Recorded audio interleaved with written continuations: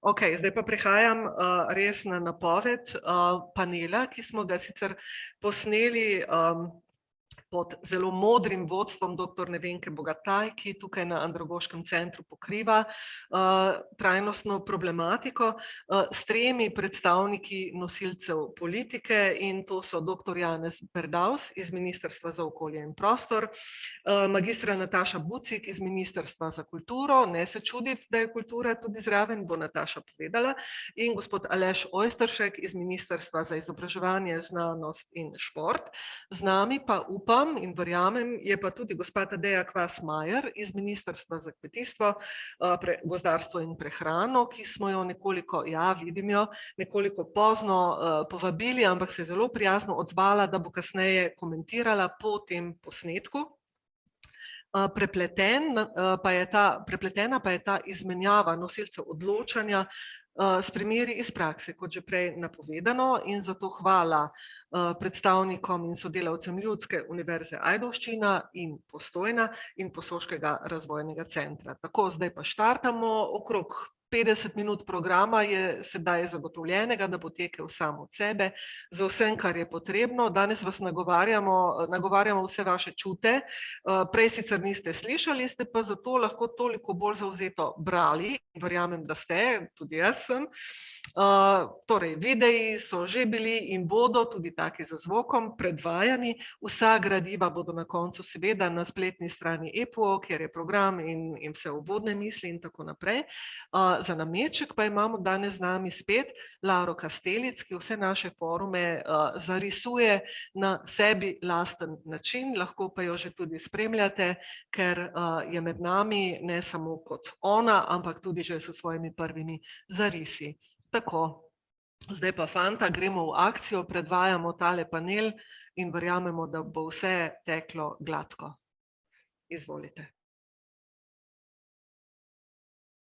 Za naše lokalno okolje lahko rečem, da smo Ljudska univerza Ajdovščina kot javni zavod za izobraževanje odraslih prepoznani kot institucija, ki spodbuja trajnostni razvoj, kar dokazujemo tudi z uspešnimi projekti.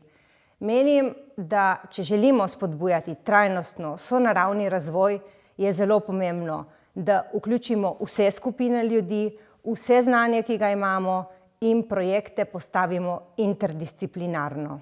V sodobni, globalni, večkulturni in starajoči se družbi je pomembna vloga izobraževanja v tem, da ozavešča ljudi, da jih spodbudi k taki rabi virov, k takemu načinu poselitve in razvoju produkcije, ki bodo skladni na eni strani z naravnimi danostmi oziroma omejitvami.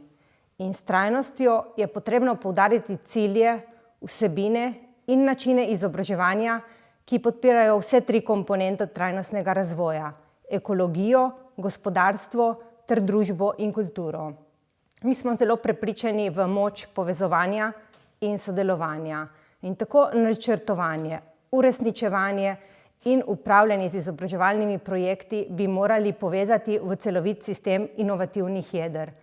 Če različnih projektov ne povezujemo, ostajajo v posameznih lokalnih okoljih in se znanje ne združuje v nove modele.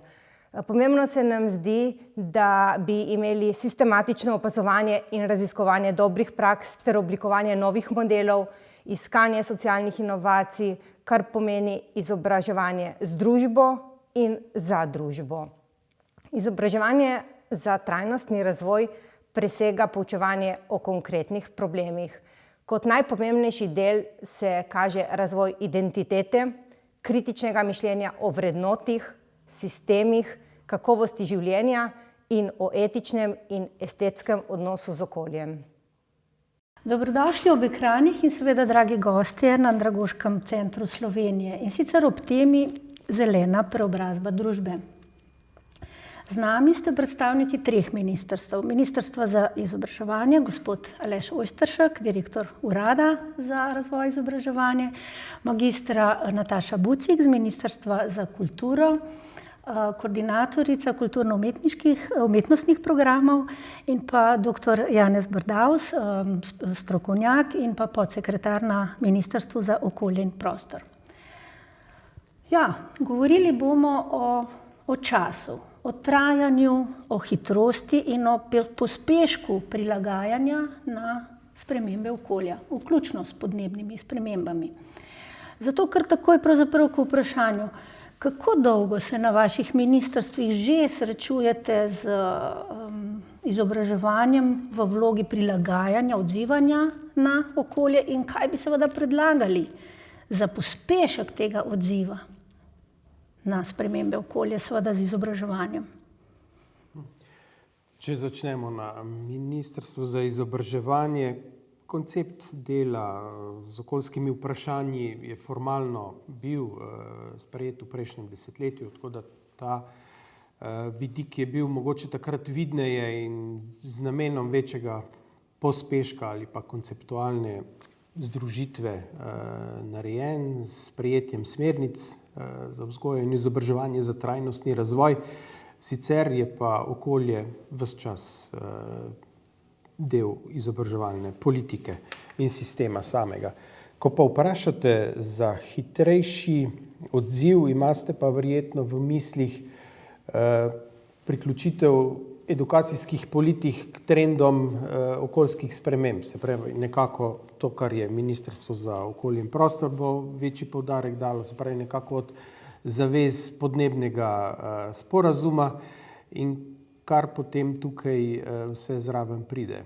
Se pravi, po letu 2015-2016, ko pride Pariški sporazum, je Ministrstvo za izobraževanje kar tesno v stiku z Ministrstvom za okolje in prostor. Strokovni delavci nastavijo prve ukrepe za analizo politik in od takrat naprej nekako slutimo to bližino. Vse, kar lahko izpostavim v tem prvem delu še na to temo, je kot hitrejši odziv, lahko rečem, da skrbno bdimo nad tem, da so politike umeščene, da smo povezani medresorsko, da spremljamo, kar se dogaja v multilaterali na tem področju, se pravi, na najširši ravni smo ves čas prisotni v prostoru in dokumentih Organizacije združenih narodov,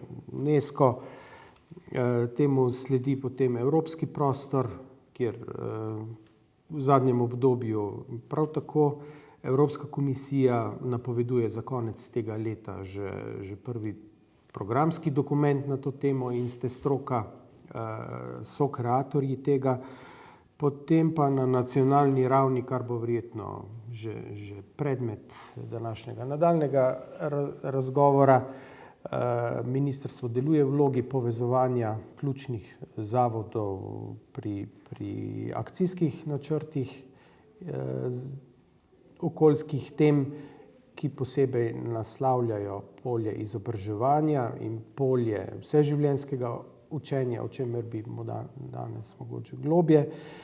In pa seveda v okviru pristojnosti ministrstva, ko govorimo o nacionalnem reformnem načrtu, kjer je v okviru okrevanja za odpornost priprave načrta področje izobraževanja posebej naslovljeno še v poglavju trajnosti. Tako da za ministrstvo se mi zdi, da smo dovolj celovito pristopili v svojih pristojnostih.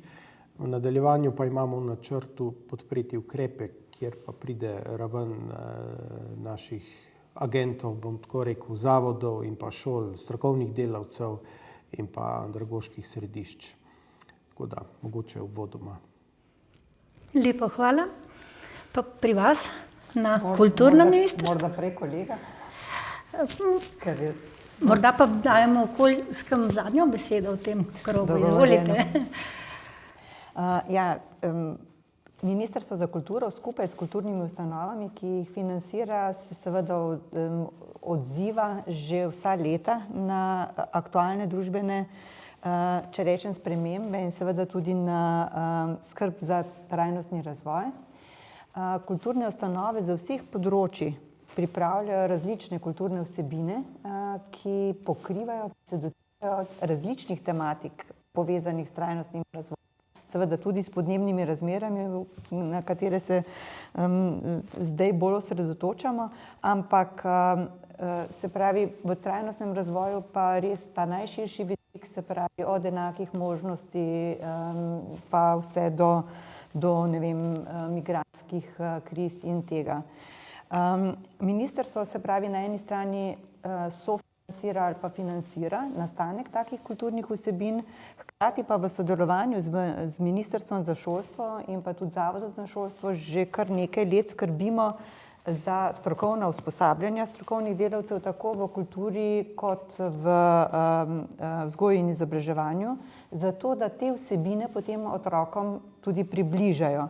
Namreč naša ideja je ta, da ko ti otroku, mlademu pa tudi odraslemu približaš neko tematiko skozi neko kulturno vsebino, je to lahko recimo knjiga, film, predstava, ga pravzaprav nagovoriš na nek drug način, kot če bi mu samo neko teoretsko gradivo predstavljal. Pokazalo se je, da so te pristopi tudi bolj učinkoviti, da na podlagi recimo nekih kulturnih vsebin potem mladi bolj poglobljeno, bolj kritično razmišljajo o teh zadevah. Že od leta 2006 z obema, to se pravi z resorjem šolskim, tukaj zelo intenzivno delamo ne samo na vsebinah, ampak potem tudi na dejavnostih, ki še poglabljajo, se pravi razumevanje in sprejemanje teh kulturnih vsebin. Zlasti velik poudarek dajemo na strokovnemu usposabljanju, hkrati pa tudi sofinanciranju, se pravi projektov, ki pridejo neposredno do uporabnikov. Kar se strokovnega usposabljanja tiče, je tukaj zagotovo naš največji, se pravi, tak projekt Kulturni bazar, v okviru katerega vsako leto pripravljamo tematike, pri katerih povezujemo, se pravi, tudi različne resorje. In zdaj, ko je Aleš razlagal, kdaj se je stvar pričela, mi smo že leta 2012 odpirali temo trajnostnega razvoja, se kasneje ukvarjali tudi z drugimi temami, ki so povezani prav z posameznimi vidiki trajnostnega razvoja, recimo predlansko leto prav enake možnosti, potem je bila voda kot tema in tako. Pri tem se pravi, se lotevamo teh tematik, pa smo v podporo strokovnim delavcem v vzgoji in izobraževanju tudi z različnimi gradivi, ki jih pripravljamo. Za trajnostni razvoj recimo je bilo lansko leto pripravljeno, so pripravljeni prav, če rečem, izbori gledaliških predstav o izzivih trajnostnega razvoja. Ob tem naj omenim, da bo prav na dan tega foruma 12. premiera recimo v Slovenskem narodnem mladinskem gledališču predstave Vročina, ki se bo dotikala prav teme podnebne krize. Skratka, predstava, ki bo zagotovo nagovorila prav to tematiko. Potem je na enak način so pripravljeni izbori kakovostne literature, tako leposlovja kot priročniške literature za različne ciljne skupine, se pravi od predšolskih otrok do starejših. Recimo sam za primer omenim knjige, na primer Lučke Kajfeš Bogataj, ki so zagotovo pomembne, ne, tudi za izobraževalni proces. Potem pa na področju filma, se pravi, gre vedno za izbore kakovostnih filmov, gledaliških predstav, razstav, tudi ker delamo tudi take informacije zbiramo. Samo omenim, naprimer, spet v povezavi s to tematiko, naprimer filma Mateja Vraniča Ptice jezer, pa zdaj Divjo Slovenijo, se pravi dva taka, ki sta zares lahko kot zgledna primera, ki spodbujata pravzaprav lahko mlade, pa tudi odrasle k razmisleku o okolju, v katerem živimo. No, toliko. Lepa hvala in seveda zdaj pa res beseda okoljskemu ministrstvu. Izvolite. Ja, lep pozdrav še z moje strani. Jaz bi najprej v bistvu povedal, da je moj zgodovinski spomin na MOP-u precej prekratek, da bi vedel, kdaj se je to ministrstvo začelo sploh ukvarjati s izobraževanjem, usposabljanjem. Tukaj je pač bilo več ljudi, se že zamenjali, jaz pač torej zdaj nadaljujem delo predhodnikov. In to je tudi zdaj glavni izziv izvesti tisto, kar so predhodniki zastavili, in če bomo to uspešno naredili, verjamem, da bomo tudi zagotovili nek močen pospešek na tem področju. Torej, načrti so dobro zastavljeni, zdaj pač je tukaj pred nami oziroma smo sredi izvedbe. Zdaj, iz jasnih razlogov je poudarek pri našem delu na podnebnih spremembah, torej tako pri blaženju podnebnih sprememb, kot tudi na prilagajanju podnebnim spremembam. No in v tem okviru v bistvu imamo dva poglavitna programa oziroma projekta. Zdaj prvi tak projekt je Life Care for Climate, torej na našem ministrstvu poskušamo tudi v čim večji meri kombinirati različne finančne vire in smo delno financirani tudi iz evropskih sredstev programa LIFE, delno tudi iz podnebnega sklada. No in dve bistveni nalogi tega projekta Care for Climate sta na eni strani višati stopnjo okoljske in podnebne zavesti med splošno publiko, torej ne delamo samo na področju izobraževanja, ampak tudi na področju osveščanja. Izvajamo pač kampanje osveščanja tudi v medijih. Drug pomemben cilj, ki pa je za to debato še pomembnejši, pa je torej zapolnjevati, da rečem, prepoznane primanjkljaje na področju usposobljenosti. Tukaj mislimo predvsem na kader v svetu dela, da rečem, v najširšem smislu, tako v gospodarstvu kot v javnem sektorju, tudi v kmetijstvu, podjetništvu. Tako da smo v bistvu v tem projektu oblikovali program, ki vsebuje vrsto usposabljanj, večinoma namenjenih torej zaposlenim oziroma samozaposlenim, tudi vodjem. Dejstvo je, da torej ta prehod v nizkoogljično družbo bo prinesel nove tehnologije, bo prinesel nove materiale, nove organizacijske modele. Enostavno bo to precejšnja družbena sprememba, ki bo tudi vplivala na naše vsakodnevno življenje in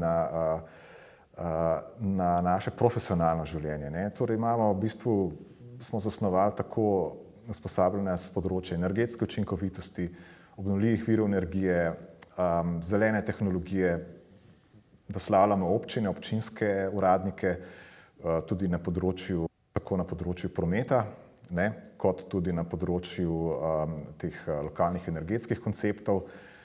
Usposabljamo torej tudi javne uslužbence za področje na področju zelenega javnega naročanja. To je tudi, v bistvu se bo s prehodom v nizkoogljično družbo spremenil tudi dobršen del zakonodaje in predpisov. In skratka je treba tudi tukaj kader doizobraziti na tem področju. Potem imamo recimo usposabljanje na področju odpadne hrane in tako naprej, tudi na področju kmetijstva nekaj. Tako da v bistvu nekako poskušamo torej nadoknaditi oziroma zapolniti tiste, da rečem, zaznane primanjkljaje, ki so bili v bistvu prepoznani že v operativnem programu zniževanja emisij toplogrednih plinov že pred leti in zdaj v novem NEPN-u, to je pač nacionalni energetsko-podnebni načrt. Zdaj drugo večje področje oziroma drugi večji program, ki ga pa šele razvijamo, tudi v sodelovanju z Ministrstvom za izobraževanje ter javnimi zavodi s področja izobraževanja, pa je ukrep podnebne vsebine v vzgoji in izobraževanju, ki bi bil oziroma bo financiran iz podnebnega sklada. Pri tem pa bi v bistvu financirali delo javnih zavodov, med drugim je tudi gostitelj Andragoški center, poleg Andragoškega centra pa tukaj sodelujejo še Zavod za šolstvo, potem Center za poklicno izobraževanje in pa Center za šolske in obšolske dejavnosti. In tukaj v bistvu imamo namen pravzaprav močno okrepiti podnebne in sorodne vsebine v sklopu celotnega področja vzgoje in izobraževanja za trajnostni razvoj. Po celotni vzgojno-izobraževalni vertikali, torej od vrtcev do višjih šol, medtem ko visokošolsko izobraževanje pa imamo spet pokrito z projektom Care for Climate. Tako da se ta dva programa tudi dopolnjujeta in imamo praktično pokrito res celotno področje formalnega in delno tudi neformalnega izobraževanja s tema dvema programoma. Hvala lepa vsem trem. Pravzaprav ste vsi trije izpostavili vlogo vodenja, kar je bilo 2018 v študiji OECD-ja tudi izpostavljeno, da pravzaprav hitrost spreminjanja okolja se pospešuje in verjetno je zelo težko prilagoditi vodenje velikih sistemov, kakršna so ministrstva z vsemi zavodi, pravzaprav tem pospešenim spremembam. In v agendi 2030, globalni agendi, teh 17 ciljev, pravzaprav smo lahko kar zadovoljni, kaj je doseženo, vendarle sta pa ta dva poudarka, kot ste, gospod Badaus, poudarili, okrepiti določene vsebine in pa iskati sinergije med temi cilji, to pa je verjetno tisti izziv, pred katerim stojimo vsi. Tako vi kot zavodi, kot seveda ljudje na terenu, vsi mi kot domačini v Sloveniji. Veseli smo vašega pravzaprav zadovoljstva nad upravljanjem. Gospod Ojsteršek, vi ste izpostavili celovitost sistemskega odziva. Pa vendarle so bile smernice sprejete 2007, danes smo 2021 in naše vprašanje je, kako pospešiti to odzivnost. V resnici, kako v velikem sistemu dosegati sinergije in pa poudariti nove potrebe, vsebine. Nekaj dni nazaj je bila Ljubljana poplavljena, Zdaj že v Grčiji recimo taki močni požari, nismo vajeni, da so tako ekstremni pojavi že kar na naših vratih. Kako se velik sistem res lahko odzove z izobraževanjem in vzgojo? Hvala lepa, odlično vprašanje. Verjamem, da se dotakne vseh nas na večini področji v življenju. Politiki izobraževanja intenzivno delamo tudi z vodstvi šol, to so ravnatelji, in ko spremljamo njihove koncepte izobraževanja, preko tega bi mogoče najlažje razložil, kako, je stroka tam seveda predlagala sistemi razpršenega vodenja, se pravi prehod od voditelja, avtokrata ali pa nekega vsevednega k prehodu oziroma krepitvi kompetenc, grajenja timov in napredovanja skupaj. Tako da verjamem, da izobraževalna politika je na tej poti in da bojo ti rezultati posledica tega, da bomo najprej razumeli koncept sodelovalnega učenja, poleg vsega ostalega, kar k temu potem rečemo kritično razmišljanje in povezovanje in pa ne nazadnje tudi vseživljenjsko učenje, k čemur strategija razvoja Slovenije pomembno tudi prispeva. To je eden od ciljev. Se pravi, nemogoče je v obdobju rednega izobraževanja pričakovati, da bo posameznik doumel vse potrebno, ampak da prehajamo na koncept, da smo vendarle v sistemu izobraževanja ves čas in da se seveda kritično odzivamo. Zato tudi je ta koncept trajnostnega razvoja potrebno razumeti širše, da govorimo tudi o globalnem učenju, kjer potrebujemo aktivnega državljana, ki razume, kaj pomeni živeti v demokratični družbi in da vse stvari, ko pridejo na dnevni red, ne morejo biti kar zavržene kot nepomembne, ker je sistem nekoč to več dopuščal. Danes, ko nekaj pride na dnevni red, bi moralo biti razumljeno kot izziv, posebej, če so v ozadju analitični podatki in ko govorimo o podnebnih spremembah so in verjamemo, da bo dialog, ki je pred nami, rezultiral neko drugačno kulturo odločanja, sprejemanja, prihoda do rešitev, ker te ne bodo lahke. Znana je modrost, da je lažje prestaviti pokopališče, kot pa spremeniti kurikul. In ne boste verjeli, še vedno je aktualna. Še vedno je aktualna. Res pa je, da obstajajo družbe, ki so se izkazale, da je s pomočjo dialoga preboj mogoč in so neke vrste svetilniki drugje, niso v Sloveniji. Tako da tu verjamem, da znamo odgovoriti na izziv. Skupaj tudi s pomočjo današnje teme in okrogle mize doprinesti k temu. Se pravi, gledati na izzive in tudi na okoljske probleme še čez te druge optike. Predvsem bi tu izpostavil aktivnega državljana, ki mora kritično pristopati k resnim izzivom in tu vidimo odgovore. Da pa znanje je, ga je pa treba samo povezati, pa sem tudi uvodoma želel nakazati, da ti pristopi pričakujem, da bi v prihodnje v zelo kratkem obdobju vendarle rezultirali večje preboje. Hvala lepa. Gospa Pucik, morda je ukoreninjenost v naši dediščini, kjer so se nam že nepoznane generacije dedov in babic pravzaprav morale prilagajati tako spremembam narave kot spremembam družbe. Morda je naša dediščina na tej poti, ki jo je orisal gospod Ojsteršek, močna opora. Je, to poudarjamo že nekaj časa, tudi recimo prej, ko je kolega omenil naprimer završke hrane, ne? Ravno letos, ko je poudarek, se pravi zaradi Slovenije kot gastronomske regije na prehrani in na zdravi prehrani, poudarjamo, ne, kako je pravzaprav v preteklosti, naprimer se ni od hrane, ki se je pridelala doma, zavrglo nič. Ne.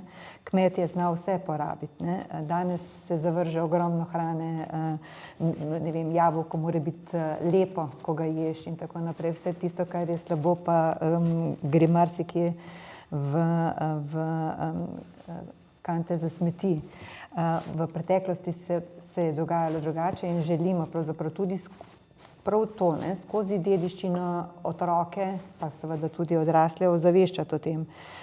Zdaj, kar se izobraževanja tiče, ne, zdi se mi zelo pomembno, ne, da se te zadeve začnejo že v ranem otroštvu, da gre za res, kot ste poudarili, za neko vseživljenjsko izobraževanje, kjer pa se generacije povezujejo. Ne? In se mi zdi, da takrat, kadar uspemo doseči tudi ta prenos medgeneracijski, da so te zadeve še močnejše. Pri tem, da pravzaprav že tudi praksa kaže, da so dostikrat pa otroci tisti, ki premikajo mišljenja recimo staršev ali pa starih staršev, nas spodbudijo pravzaprav k spremembam. In tudi to je pomembno izkoristiti. Zdaj, se pravi, poleg kulturne dediščine, prej sem omenila, se tudi sodobna umetnost seveda zelo odziva na vse te stvari in iskanje pravzaprav nekih skupnih poti pri tem je zelo pomembno. Tudi v agendi 2030 za trajnostni razvoj in tudi v dokumentih, ki so se pravzaprav potem sprejemali, je velik poudarek ravno na tem, kako pomembno je delovati skupaj. Ne? Zdi se mi, da se prepogosto ločujemo na področja, da gledamo samo razvoj na svojem področju in ne vidiš drugega dela. Ne? Življenje živimo celostno, ga ne živimo po področjih. Ne? Se ne ukvarjam zdaj le z vodo, v naslednjem hipu pa z nečim v izobraževanju, ampak poskušam te stvari povezati. In na ta način si želimo in poskušamo povezovati, se pravi tudi kulturo vključevati v vse in različne tematike, ne. Tako da recimo vem, da imamo omejen krog danes tukaj, ampak pri tej tematiki si mi, kadar delamo, zelo povezujemo tudi z kolegi iz Ministrstva za zdravje in Nacionalnega inštituta za javno zdravje, potem z kolegi iz kmetijstva in prehrane. Skratka, poskušamo čim bolj celostno obravnavati stvari. Hvala lepa. Gospod Brdavs. Ja, moje mnenje je, da v bistvu države in torej razvojne politike imamo nekaj, že zdaj imamo nekaj orodij za hiter odziv na spreminjajoče se razmere in nove izzive. Zdaj en del javnega financiranja seveda različnih dejavnosti poteka preko javnih razpisov, katerih programski dokumenti večinoma niso zelo omejujoči, ne, definirajo področja financiranja, ne pa točno, kaj je potrebno narediti.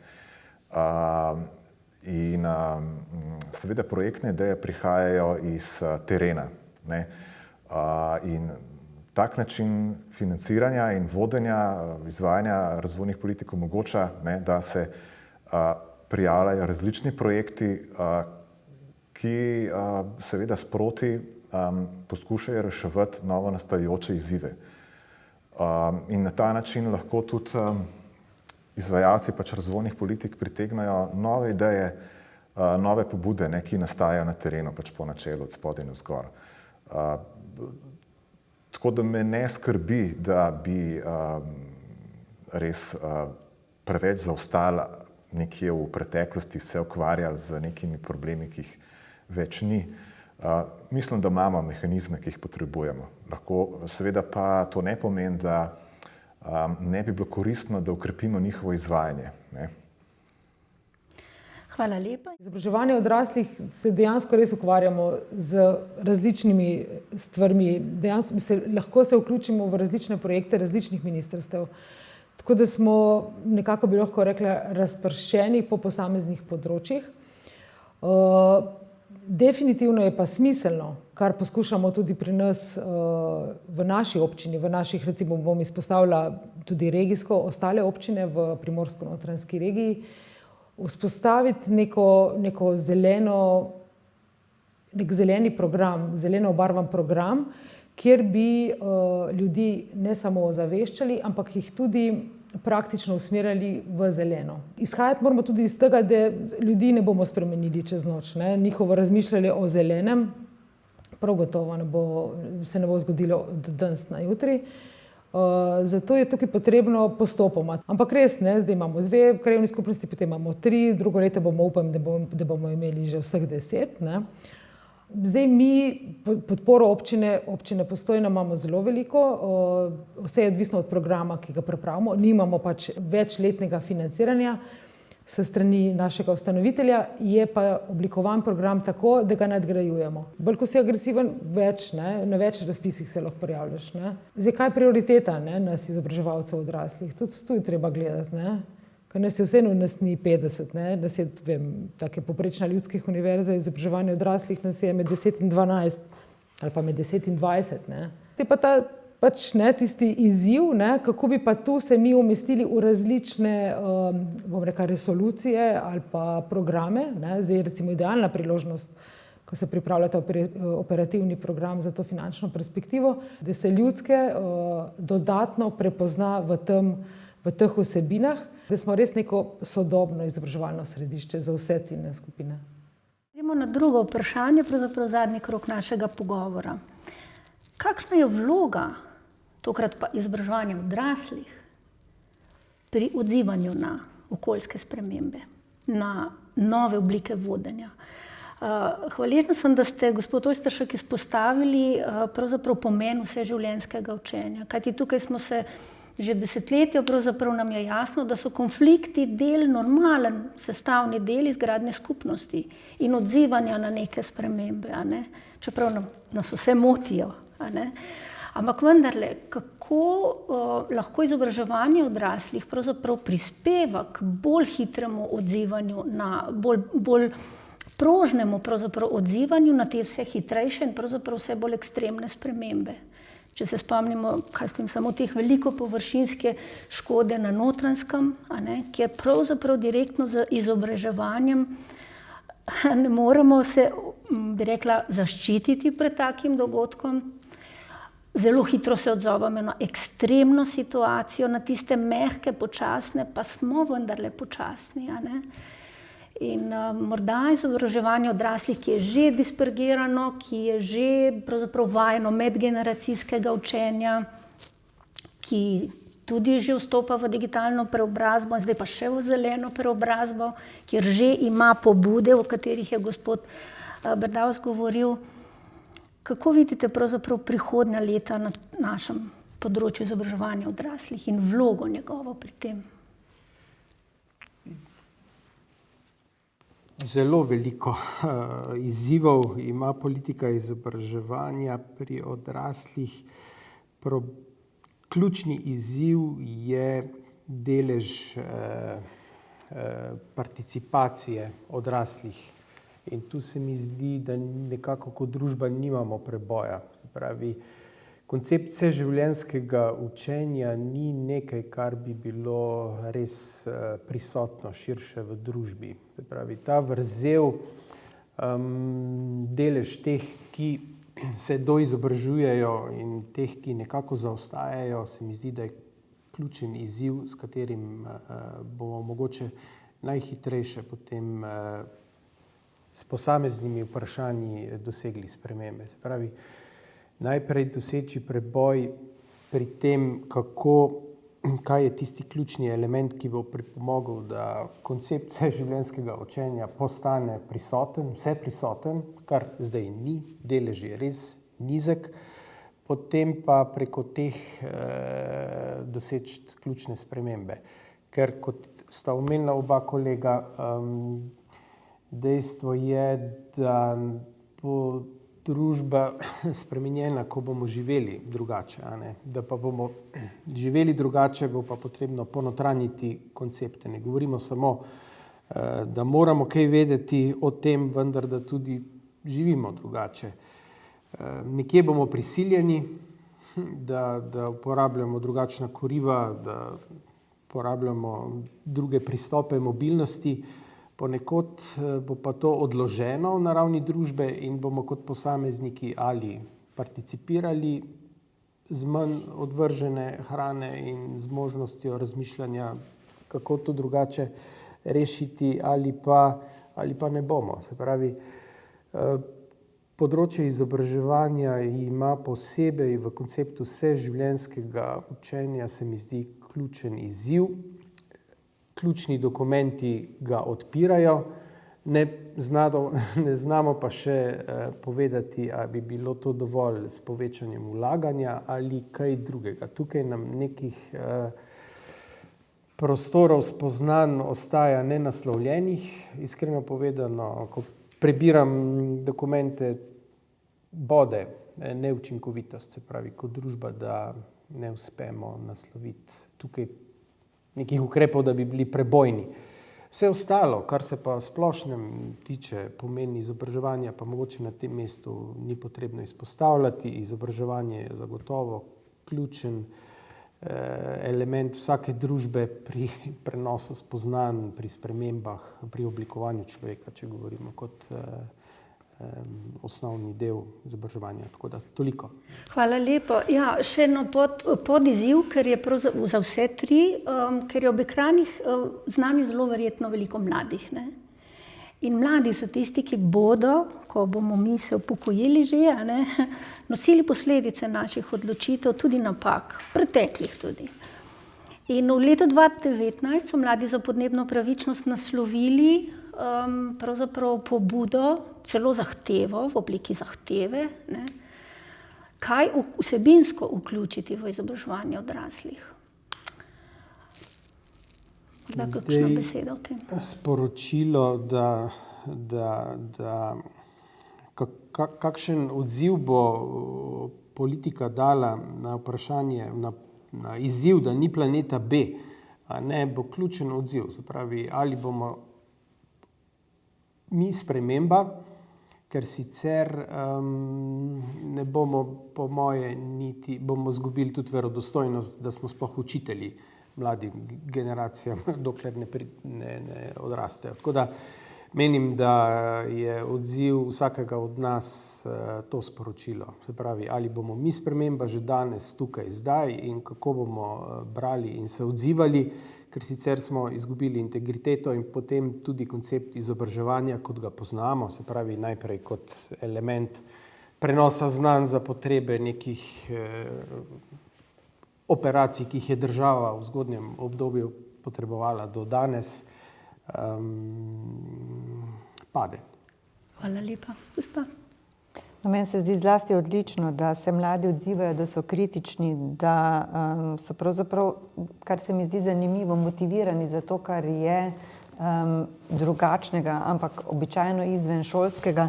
Danes sem bila prisotna na Uradu za razvoj, so imeli panel na temo motivacije in je zanimivo, kako pravzaprav nizka je učna motivacija za predmete za šolske predmete, hkrati pa opažamo, koliko so na nekih področjih mladi bolj angažirani.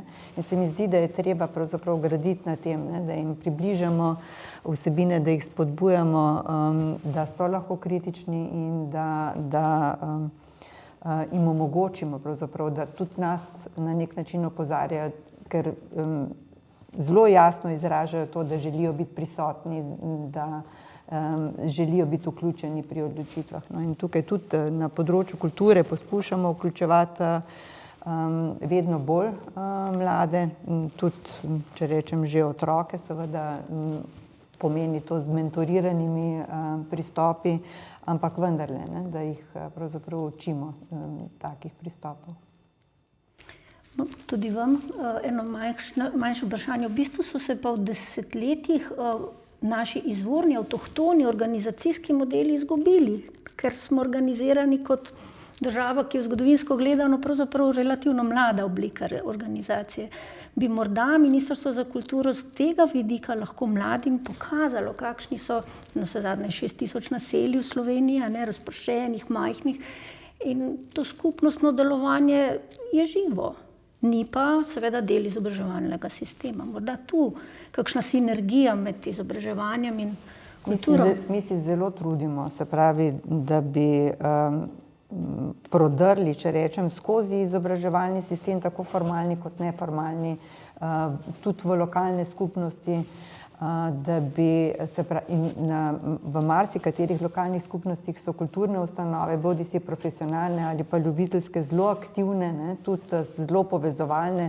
Obstaja cela kopica kulturnih društev, potem tudi recimo v okviru mladinskih centrov, kjer je področje kulture tudi prisotno, kjer se odzivajo že na te stvari. Seveda ministrstvo lahko na nek način usmerja te stvari in to tudi poskušamo početi. Nenazadnje tudi v novem nacionalnem programu za kulturo dajemo prav tem tematikam še dodatno pozornost.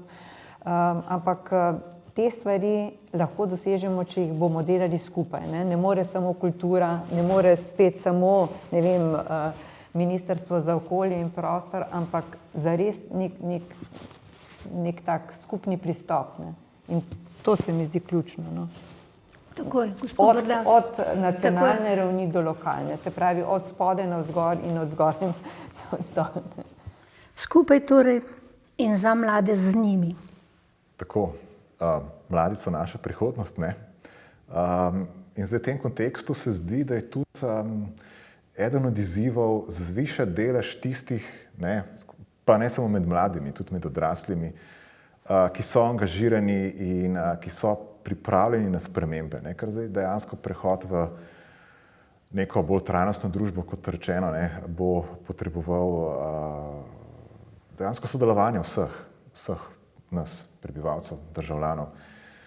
In zdaj različne izkušnje različnih družb, s to korona krizo, s katere še niti nismo izplavali, kaže na različno stopnjo kohezivnosti teh družb in na različno stopnjo pripravljenosti na akcijo. Skratka, na eni strani imamo posamezniki, ki so bolj pripravljeni na akcijo, na drugi strani posamezniki, ki so bolj nagnjeni k, da rečem, branjenju ustaljenega načina življenja, ne. In tukaj mislim, da imamo nekaj izzivov, ki se tudi bolj kot ne neposredno nanašajo na izzive, ki jih je že prej gospod Ojsteršek omenil, ne. Skratka, več, ko bo med nami takih, ki bodo motivirani za dejavno udejstvovanje pri družbenih, večje bo tudi zanimanje za izobraževanje in ne samo seveda tisto izobraževanje, ki je obvezno ali pa, da rečem, do neke mere prostovoljno, kot je potem srednješolsko, visokošolsko izobraževanje, ampak tudi izobraževanje odraslih, ne, ki ga pač delamo ob delu, ob družinskem življenju in pač zahteva seveda neko, povzroča neko določeno žrtvo, ne. Moramo žrtvovati nekaj časa, moramo žrtvovati nekaj truda, zato potrebujemo motivacijo, ne. In tukaj mislim, da ja, ta zadnji 2 leti sta pokazali, da stojimo pred določenimi izzivi v Sloveniji. Ja, tudi vam, gospod Brdaus, eno podvprašanje, potem pa bomo našo razpravo zaključili. V izobraževanju odraslih smo vajeni skrbi in posebne, bi rekla, pozornosti ranljivim skupinam, manj vključenim, morda manj izobraženim, socialno-ekonomsko šibkejšim. Medtem ko v okolju je vedno več ranljivih in ranjenih ekosistemov. Kako lahko okoljsko ministrstvo pravzaprav ponudi roko Ministrstvu za kulturo, za izobraževanje pri zbliževanju skrbi za ranljive ekosisteme, recimo torej mokrišča, zaščitena z Ramsarsko konvencijo, da bi pravzaprav odrasli skozi izobraževanjem, z izobraževanjem za ta ranjena, ranljive ekosisteme in krajine skrbeli. Zdaj mogoče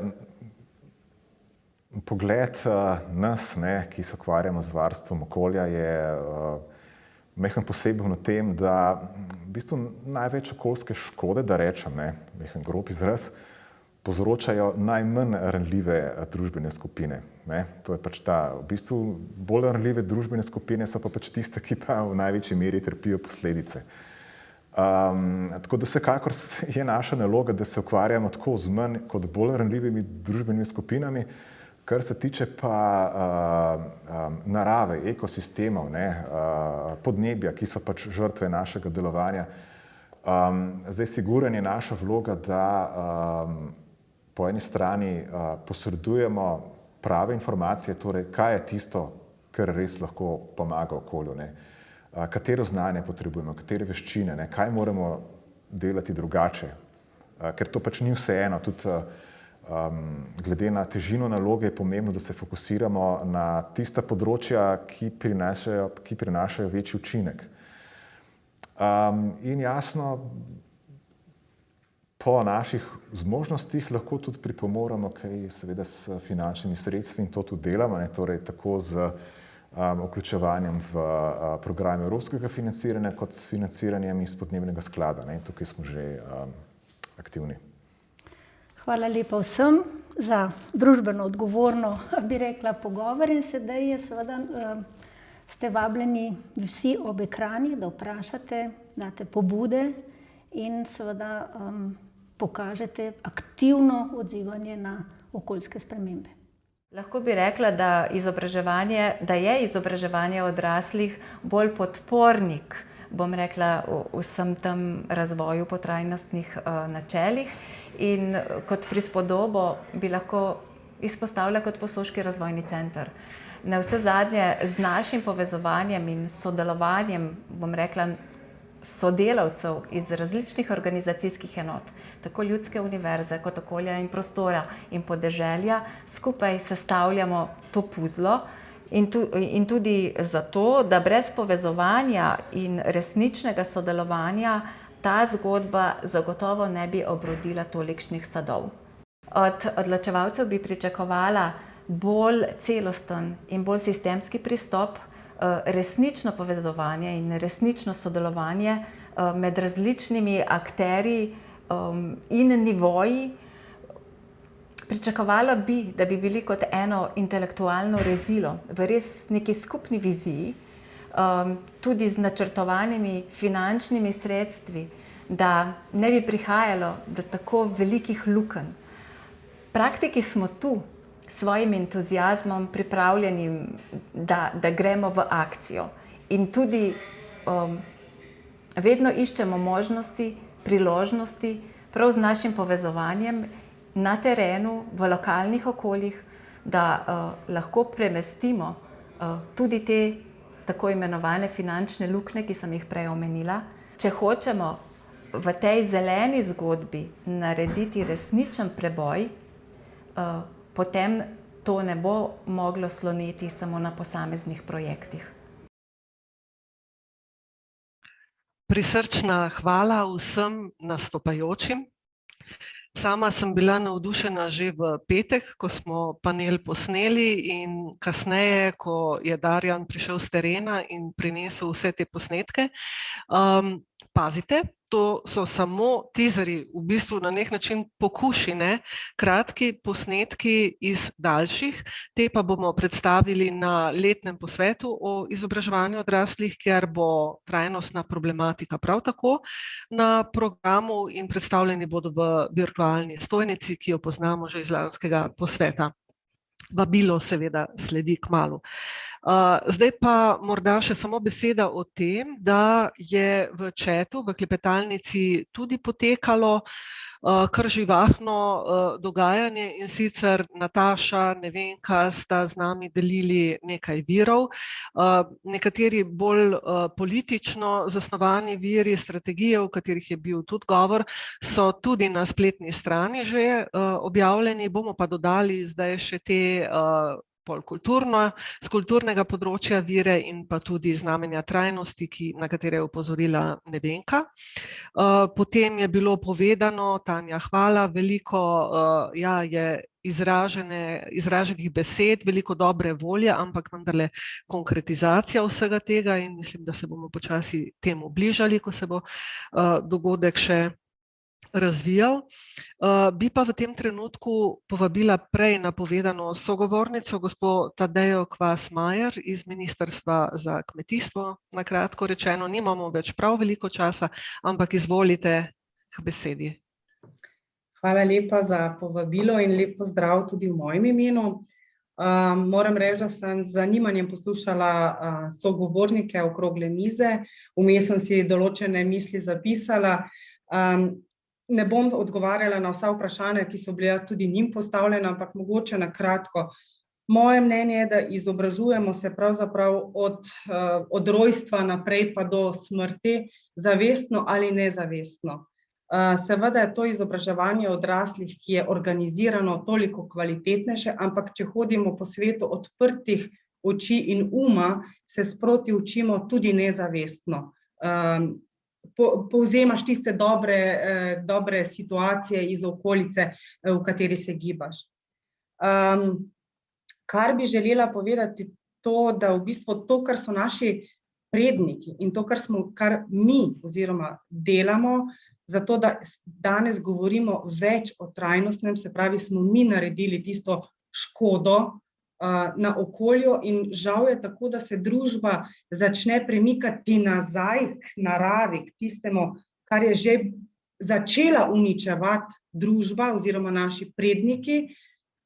Dostikrat je to tudi že prepozno. Zato je ključno, da se naučimo, oziroma zdaj imamo priložnost, ker vidimo, kakšne težave smo povzročili mi, da naše otroke naučimo to, da si ne bodo naredili škode. In prej je bilo lepo povedano, da so mladi zelo aktivni. Mladi so naše kritično ogledalo, če se tako izrazim. In vemo, kdaj smo zadovoljni, ko se pogledamo v ogledalo. Zato mislim, da je ključno, da mi mlade poslušamo, ker vidimo svojo tisto slabo podobo, ki je ne želimo videti v ogledalo, ker nas opozarjajo na to, kaj smo naredili, da je treba pač v neko drugo smer. Seveda pa spreminjati same sebe je vedno najtežje. Lahko rečem, trenutno se ukvarjam z strategijo za zmanjševanje izgub in odpadne hrane. To je bilo danes večkrat omenjeno.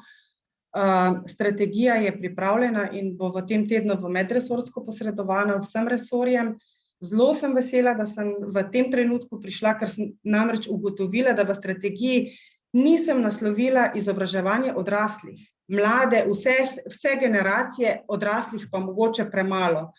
In moram reči, da sem res zelo vesela in sem si takoj zapisala, da je to potrebno vključiti. Sicer pa mislim, da včasih mogoče naša družba deluje tako, da vsak resor hoče imeti neko svojo strategijo. Pa čeprav ni potrebno, ključno je, tako kot je bilo danes večkrat izpostavljeno, da sodelujemo in te vsebine, ki so ključne, kritične, ki gorijo, da se vključijo v že obstoječe strategije oziroma da smo resorji toliko odprti in ne egoistični, zdaj zelo, bom rekla, plastično in grobo govorim,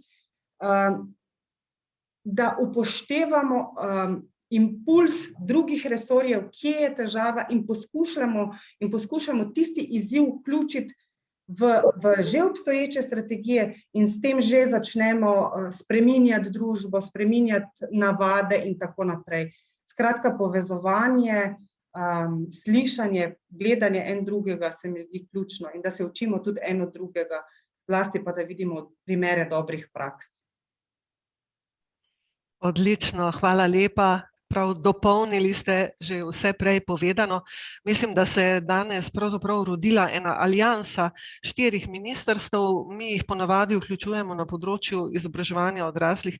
Tam od 9 do 14 je bilo že tudi izražena ta številka. Skratka vse, ja, in plastično, grobo, ampak zelo pravilno povedano. Treba se je spoznati in pogledati, kje se drug drugemu umeščamo, zato da bomo s to sinergijo dosegli več učinka.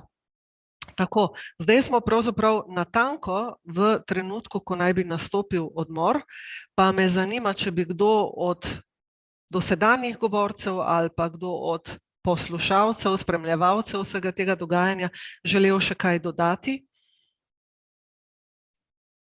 Sama ne vidim čisto vseh, če mi mogoče še kdo pomaga, če je kakšna dvignjena roka. Ne, nobene dvignjene roke, pomeni, da potrebujemo tale 15-minutni odmor. Jaz se vam zahvaljujem za vse dosedanje dogajanje in vabim seveda v drugi del. Mi smo zdaj že rahlo prešli v zeleno, takšen je bil naslov našega programskega sklopa. V drugem sklopu pa se bomo pogovarjali že kar o planu B. Vse tja do konca, ko bo naš zelo dragocen gost, gospod Boštjan Videmšek, povedal še tudi kaj iz te svoje knjige z istim naslovom, pa še marsikaj drugega. Torej, lep odmor, vidimo se natanko ob 11:45. Hvala lepa.